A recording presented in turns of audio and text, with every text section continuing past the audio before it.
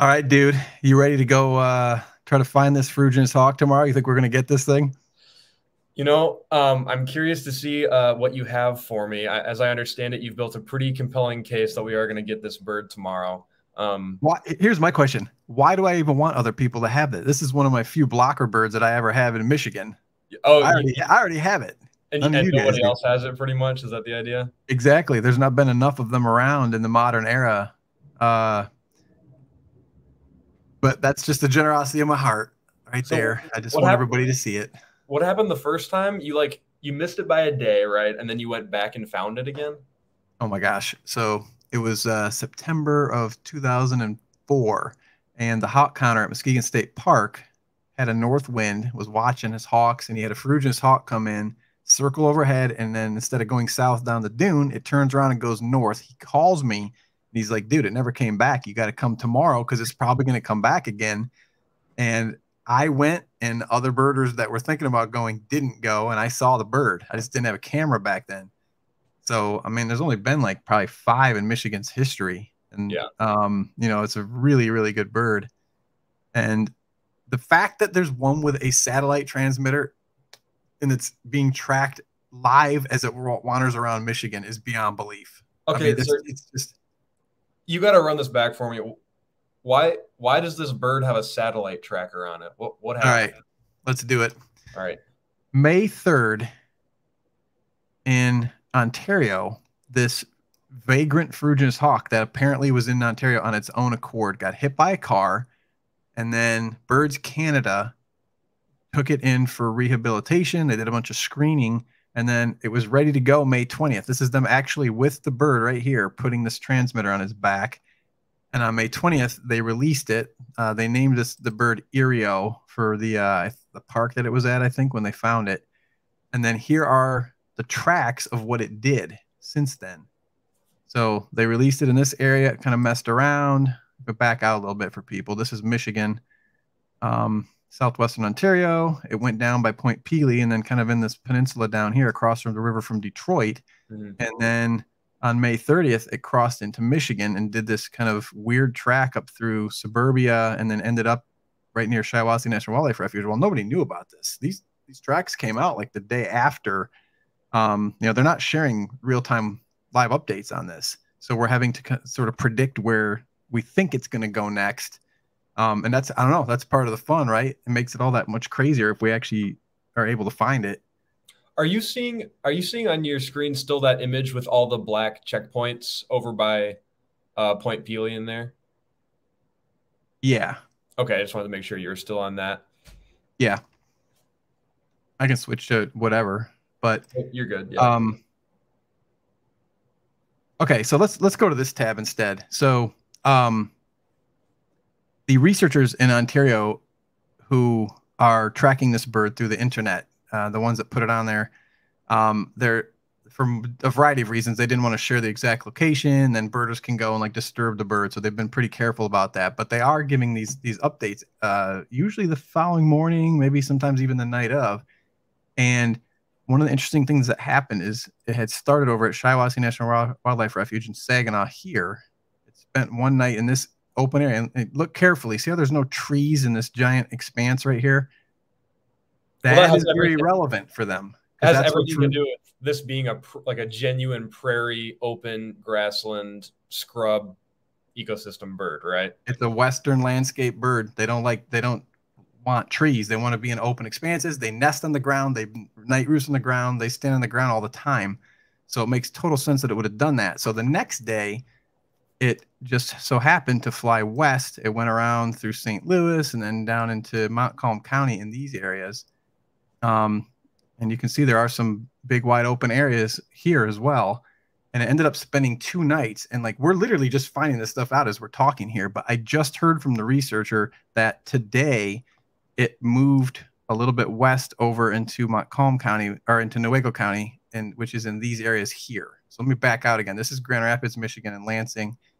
It's in somewhere in these areas here. So tomorrow morning, let's drive up there. Let's get multiple people. We know this is the place that I think it might be, since we know it's in Newaygo County. This is the old Rice Lake Muck Flats. It's the biggest open area with no trees. And if that bird saw that from the air, there's no doubt in my mind it would go down there and check it out. I mean, looking around, it just looks like a giant open circle. There's not a woodlot like There isn't a anywhere tree. in the middle of it. Yeah, There's not a tree, dude. I've birded this place a bunch of times. You know, even as you get into these open fields over here, look at there's woodlots everywhere. The bird is not gonna like that. maybe. This one's a little bit Yeah, possible. There's some possible. Actually, we know for a fact it used this one today for about an hour, and then it tracked westward. So my money says that it's right here. But we can also have some people spread out, you know, and check some of these other areas here, maybe down here, and then ultimately you're getting to Muskegon wastewater here. But what a cat and mouse! It's such a weird cat and mouse game.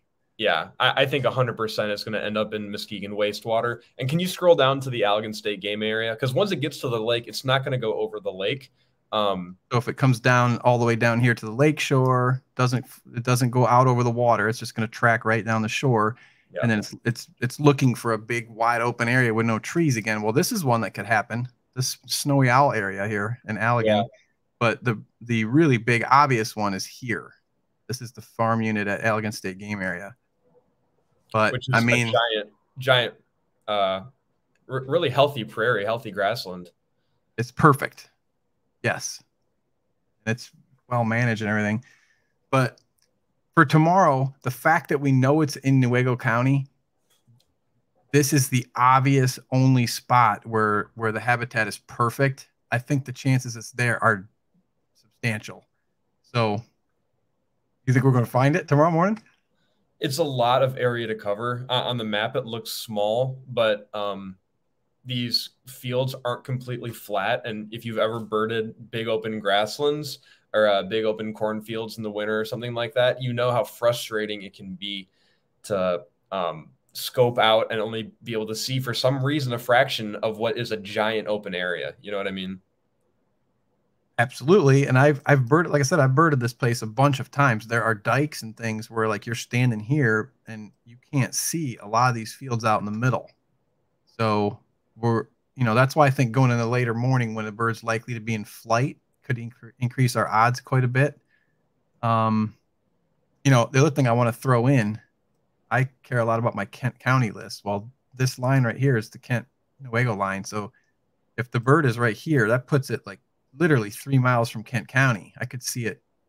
We might even track it if we get on it and be able to come down and maybe it'll bend down into Kent County. We can put it on my Kent list.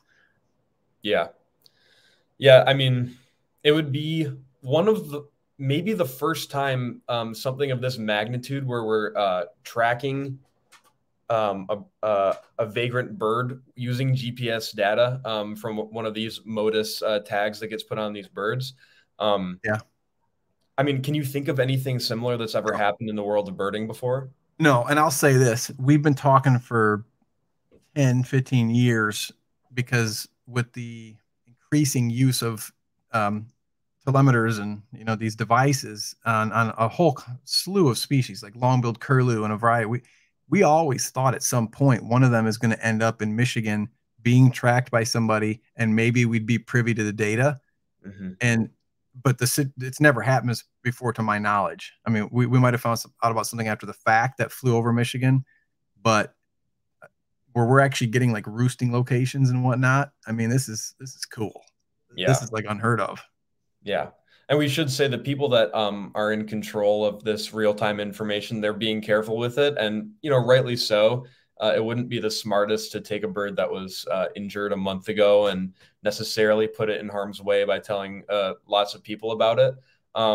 They're being cool with us. They're giving us a shot to go see this bird. And I'm thrilled. It wouldn't be tons of fun if we knew its exact location. It's a lot more fun to really be able to call it. Yeah. Ken Kaufman said something about that online yesterday.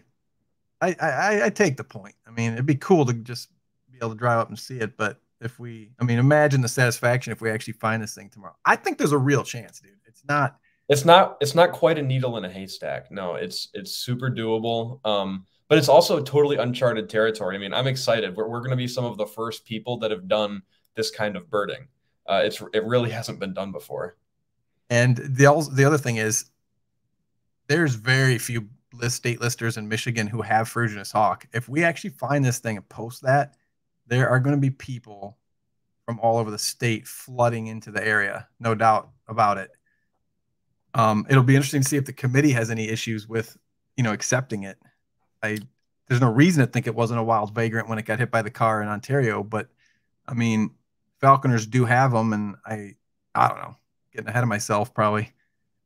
Yeah, I mean, the fact that it was in rehab and now has presumably regained natural activity or whatever the verbiage is, and countable birds according to the ABA. I don't know. Yeah, I don't yeah. really care. I've only seen one Ferruginous hawk in my life, and it was in Colorado. I want to see this bird really bad. Is it the largest buteo in North America? Yeah. They named it Regalis because of it's sort of intermediate between eagle and hawk, basically. It's bigger than all the other red tail and red shoulder and all those guys. Swainsons. Yeah, we got to pull up a picture of this bird really quick. Do it.